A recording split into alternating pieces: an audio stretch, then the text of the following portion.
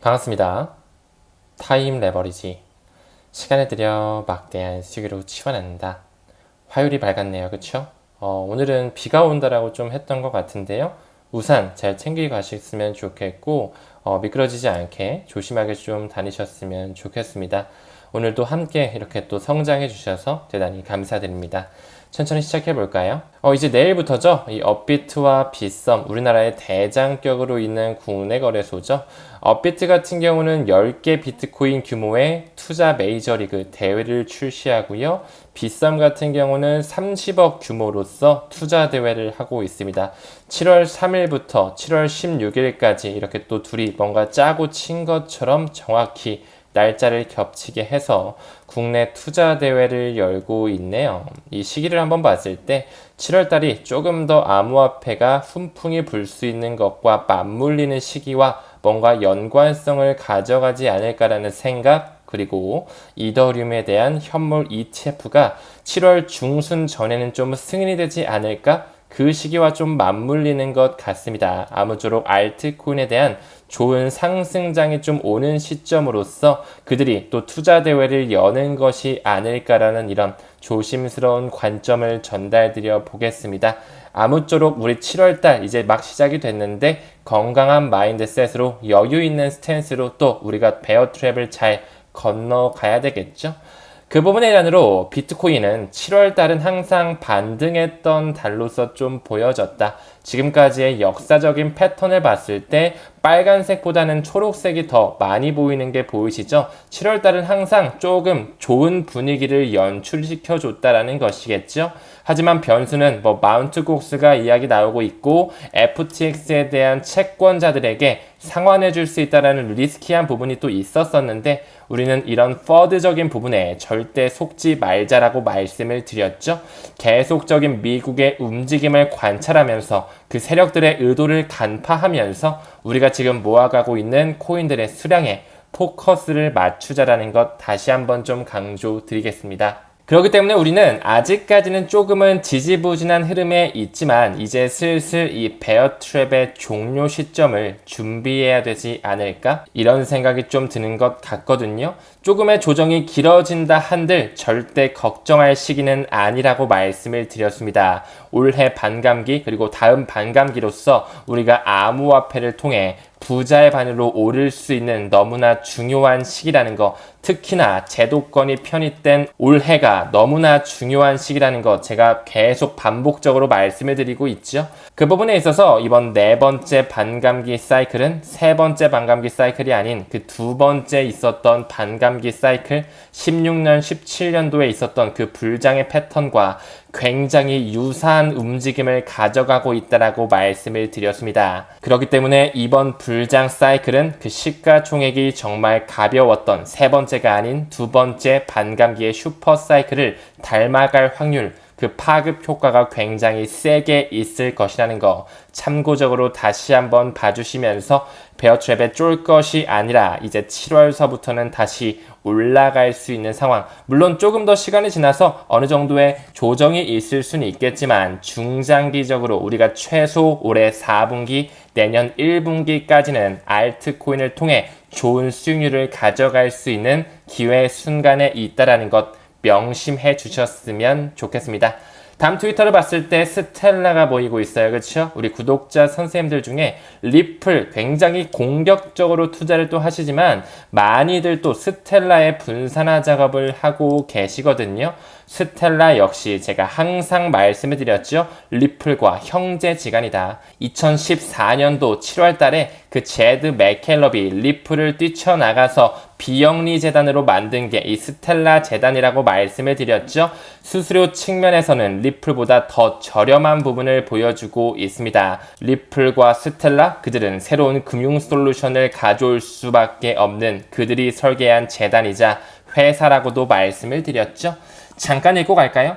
이 스텔라는 잠자는 거인이다 라고 이야기하면서 파트너로서 UN이 나오고요. 세계 경제 포럼, 월드 이코노믹 포럼이 나오고요. 머니그램과 블랙록과 같은 이런 JP 모건과 같은 금권 세력들이 모두 나오면서 이 미국의 선물 상품거래위원회죠. CFTC의 자문위원회 회원이자 이 우크라이나 CBDC는 스텔라를 기반으로 움직여지고 있다라는 거. 그리고 서클이 찍어내는 달러에 기반의 USDC라든지 유로화 기반의 이 EURC 역시나 스텔라 안에서 움직여지고 있다라는 거. 더 나아가서 제드 맥켈럽이 이끌고 있는 우주정거장과 연관된 회사죠. 이 베스트가 일론 머스크가 운영하고 있는 스페이스X와 파트너십 관계라는 걸 미루어 보았을 때 저는 모든 금융의 포용성 역시 리플과 스텔라, 더 나아가서 우주 산업에 있어서의 그 금융 역시 리플과 스텔라로서 결제가 일어날 수 있는 생태계가 구축될 것이다 보고 있습니다. 그 부분의 일환으로 스텔라 재단의 공식 홈페이지, 이 재단 홈페이지에 들어왔을 때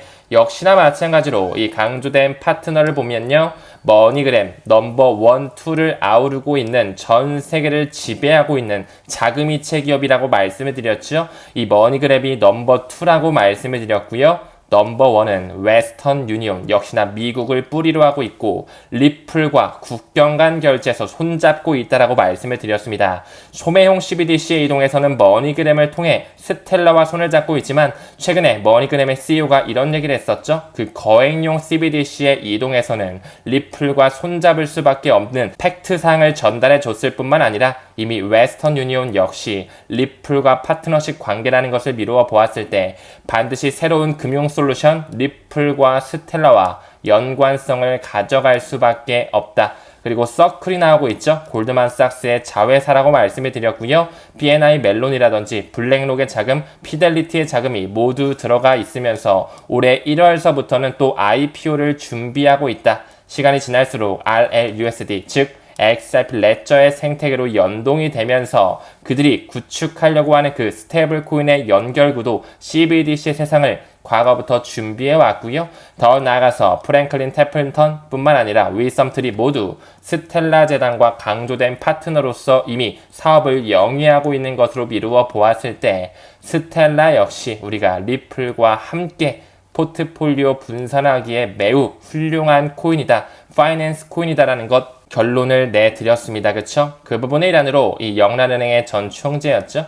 마카니는 이런 말을 또 했었어요. 국제통화기금 International Monetary Fund죠. 이 국제통화기금 IMF가 달러를 대체할 화폐를 과거부터 마련해야 된다는 이런 의미심장한 말을 했었는데요. 그렇기 때문에 왜 핀테크노트 IMF의 공식 문서에서 리플과 스텔라가 본격적으로 명시가 되어 있었던 건지 우리는 퍼즐을 맞출 수가 있습니다. 그 또 하나의 후보로서는 비트코인의 라이트닝 네트워크가 보이지만 이 역시 국경 간 결제를 담당하기에는 명확한 한계점이 있다라고 말씀을 드렸죠. 반드시 그 비용적인 부분과 TPS를 모두 종합적으로 고려했을 때 리플 XRP와 스텔라 재단의 XLM이 새로운 금융 솔루션을 대체할 것이다. 지켜보셨으면 좋겠습니다. 왜 그들이 BIS의 공식 문서에 스위프트와 함께 합류되어 있는지를 우리는 반드시 숙지하시면서 가격 따위에 흔들릴 필요는 없다라고 좀 말씀드리고 싶고요. 이 RTGS 글로벌 모든 영국을 필두로 한 리얼타임 그로스 셀먼트 국경을 넘는 정착의 혁명을 선도하는 이 그룹 역시 전 세계의 결제망을 하나로 통합한다라고 말씀을 드렸습니다. 여기에도 역시나 BNI 멜론이라거나 웰스파고, 토론토 도미니언 시크레타이즈 들어가 있고요. 영국의 최대 금권 HSBC, 프랑스의 대형 금권 소시에테 제네랄 뿐만 아니라 UBS라든지 스탠다드 뱅크라든지 바클레이스, RBC 등등 들어와 있는데요. 그 모든 국경을 넘나드는 RTGS 글로벌의 고위급 임원 이 마커스 회장 역시 HSBC에 근무했었고 시티그룹에 근무했던 이력. 하지만 그는 또 리플 출신이라는 것을 미루어 보았을 때 과거부터 그 고위급 임원진들은 한 통속으로 연결이 되면서 새로운 결제 메시징 표준, 그의 공존 시점을 2025년 연말까지로 잡아놨다라는 것 우연의 일치가 아닙니다. 비트코인의 네 번째 반감기 슈퍼사이클은 금융의 혁명과 함께 불어닥칠 것이다라는 것 다시 한번 강조드리고 넘어가겠습니다. 이제 실질적으로 미카 법안이 출시가 됐죠. 이 유럽연합을 필두로 한 유로존 지역에서의 암호화폐 규제안이 실질적으로 발효가 됐습니다. 그쵸? 이제 7월 초부터 이 유럽연합에서는 암호화폐 거래소와 이 스테이블 코인의 발행자가 미카법이 규정한 규칙에 따라 운영을 시작하게 된다. 이런 규제가 들어오면 들어올수록 리플 XRP에 대해서는 호재거리로 작용될 수밖에 없다라고 말씀을 드렸습니다. 영국의 FCA 금융감독원에서 이미 리플을 증권이 아닌 상품으로 간주했다라는 것, 가교통화로서 인정하고 있다라는 것을 미루어 본다면 이제 슬슬 유럽뿐만 아니라 미국에서도 스탠스를 바꾸면서 태세 전환을 할 시기가 점점 다가와지고 있음이 직간접적으로 느껴질 수 있을 것입니다. 다음 트위터를 봤을 때 프로젝트 넥서스가 보이면서 그들의 고위급 임원진들이 좀 앉아 있네요. 그쵸? 이 BIS와 함께 가는 넥서스 프로젝트에는 또 어떤 기관들과 함께 가는지 잠깐 보고 갈까요? 이 유로존의 결제 시스템인 타겟 인스턴트 페이먼트, 이 TIPS 들어와 있고요. 말레이시아의 결제 시스템 RPP라고 불리는 리얼타임 리테일 페이먼트 들어와 있고요. 싱가포르의 통화청과 함께 가고 있는 Fast and Secure Transfer, 이 패스트 결제 시스템까지 들어와 있으면서 그들은 역시나 마찬가지로 ISO 2002 메시징 표준을 탑재하려고 준비하고 있었죠. 이미 유로존 지역의 결제 시스템인 타겟에 역시나 마찬가지로 ISO 2002 메시징 표준이 탑재가 됐었고요. 영란은행을 필두로 한 챕스, 그 거액 결제에도 역시나 ISO 2002 메시징 표준이 들어오고 있는 부분에 있어서 이제 말레이시아라든지 싱가포르의 통화청을 필두로 해서 동아시아권 국가들의 움직임이 예사롭지가 않습니다. 그들끼리 프로젝트 넥서스를 또 한번 구현하면서 이제 점점 전 세계적인 그런 결제 시스템을 완전히 송두리째 바꾸기 위해서 노력하고 있다라는 거. 이 안에는 인터레저 프로토콜과 디스트리뷰트 레저 테크놀로지를 통해 금융의 메시징 표준을 송두리째 바꿀 수밖에 없는 그들의 메시징 표준이 탑재되어 있다라는 것 명심하셨으면 좋겠습니다. 시간이 지나면 지날수록 이제 리플에서 구현하고 있는 스테이블 코인이죠. Real USD, RLUSD가 또 올해 하반기에는 출시가 될 텐데요. 정말 그렇게 된다면 어떻게 될까요? 이 XRP 레저 생태계 안에서 XRP가 실질적으로 소각될 수 있는 그 파급 효과가 더욱더 강해질 수밖에 없겠죠. 실시간으로 이 XRP 스캔을 봤을 때 매 초마다 계속적으로 XRP가 불태워지고 있습니다. 이미 그 소각된 XRP 양은 1000만 개가 넘었다라는 거, 약 1250만 개 정도가 소각되어지고 있네요. 이제 7월달이 또 새롭게 시작이 됐으니까 이제 3분기가 시작이 된 거나 마찬가지잖아요. 그럼 이제 리플에서도 2분기 시장 보고서가 또 한 번 나오겠죠? 우리는 그들이 또 보여주고 있는 시장 보고서를 또 추적을 하면서 에스크로 물량이 또 얼마나 소각됐는지 알아볼 필요가 있겠죠. 맨 처음 2017년서부터 그들은 1000억 개의 발행량 중에 55%인 550억 개를 락업해놨다. 에스크로 물량으로 잠궈놨다. 하지만 지금 현재 2024년 1분기 기준 에스크로 물량 약 400억 개뿐이 남지 않았다라고 말씀을 드렸죠. 2014년 1분기 XRP 시장 보고서를 봤을 때 3월 31일 기준으로 이 XRP 레저 안에는 에스크로 물량에 적용되는 XRP가 400억 개 정도밖에 남지 않았었구나. 즉 다시 말해 그 차액인 150억 개가 어느 정도는 기관의 채택으로서 이미 그들이 매집을 완료했다라고도 볼 수 있겠지만 또 어느 정도는 XRP를 실질적으로 트랜잭션에 활용하면서 계속적으로 소각이 이루어졌구나를 볼 수가 있겠죠. 1200만 개가 소각됐기 때문에 굉장히 많은 그런 물량들은 그 기관의 채택, 그 금융기관들이 이미 가지고 있을 확률이 굉장히 높습니다. 그 기관의 채택뿐만 아니라 그 세력들의 매집으로도 보자라고 제가 말씀을 드렸죠. 계속적으로 또 에스크로 물량을 매월 1일마다 풀었기 때문에 물량이 또 어떻게 움직여지고 있는지 그 시장 보고서 또한 준비해서 또 보여드릴 텐데요. 우리는 계속적으로 그들의 움직임과 의도를 직간접적으로 파악을 하면서 가치 투자 내년까지는 좀 가져갈 필요가 있다라는 거 강조드리겠습니다. 지금 계속 강달러의 모습이 좀 보이고 있죠. 1,400원 정도를 육박하는 1,379원을 보여주고 있는데 하지만 이미 브릭스를 필두로 해서 탈달러화에 대한 시작은 시작된 지가 오래됐습니다. 그쵸? 머지않은 시점, 이제 원화의 강세 시점이 다시 한번 불어닥치면서 미국 달러의 패권이 무너지는 순간은 올해와 내년 어느 시점 그 미국의 경기 침체와 함께 오지 않을까, 이런 생각을 좀 전달드리고 싶습니다. 다음 기사 봤을 때 브릭스를 필두로 해서 러시아와 이란이 또 한 번 대규모 파트너십을 가져가고 있네요.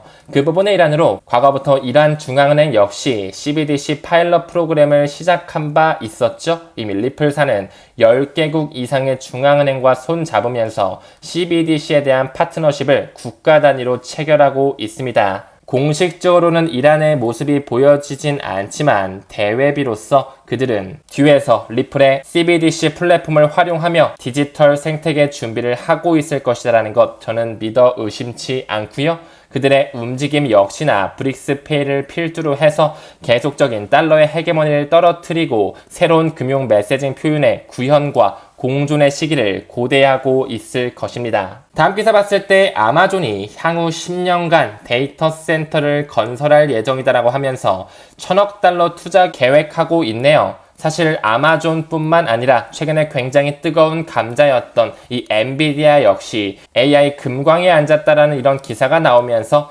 데이터 센터 추진에 굉장히 박차를 가하고 있죠. 2025년까지 성장하는 것을 목표로 하면서 이 엔비디아 회장 젠슨 황은 이 1조 달러의 데이터 센터 시장을 목표로 하고 있습니다. 이제 시간이 지나면 지날수록 넘쳐나는 정보를 저장할 수 있는 클라우드, 더 나아가서 새로운 서버의 구현, 그 IPFS라고 하는 분산형 저장소 시스템이 굉장히 중요한 시점이 다가오게 될 것입니다. 그 부분에 있어서 제가 항상 강조드렸던 하나의 코인이 있죠. 바로 이 그레이스케일의 포트폴리오에도 구성이 되어 있는 이 파일 코인을 반드시 우리는 집중할 필요가 있다.